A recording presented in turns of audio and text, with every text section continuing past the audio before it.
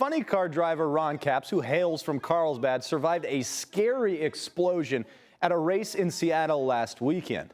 Our John Howard zoomed with Ron to get more details on what it's like to quite literally explode at more than 300 miles per hour. Look at this! Oh, a big boomer for Ron Capps. Talk us through from the minute the light turns green. What happened? Little foggy this morning, John, and a little sore. The car went out there and shook the tires. And in these nitro 12,000 horsepower cars, when it does that on a race day, if you lose, you're done. So you're doing everything you can to get it to the finish line ahead of the competitor. And he was in trouble out my window, and I'm trying to get it going again. And I just couldn't gain ground on him. And then it started gaining ground. About the time I hit it, about the fourth time, kabooey. And anytime in a nitro funny car that you can see the trees and everything around you and there's no body there, something's not good. And at that point I was going pretty fast and just trying to keep it on the tires and not upside down and hanging on for dear life. How often are you like on the gas pedal trying to regain traction? From idle to full throttle, it's only about that far, so it's not much. So it's very, very hard to get them going again.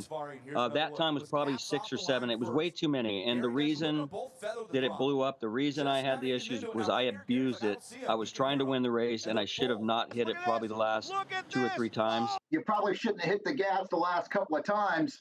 Is it time for the owner to find a new driver? He's abusing the machine.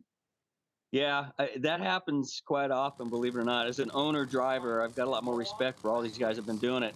The owner in me is saying, oh my God, I'm seeing dollar signs. That was a great Toyota body. And I'm so mad at myself at that point. I was having an argument in my helmet as I was rolling down there of my owner and my driver were going at it. How loud is that explosion in the car? I tell people when we were kids and they'd have that guy they'd wheel it out at the county fair and you'd see him crawl into a pine wood box with dynamite and blow himself up.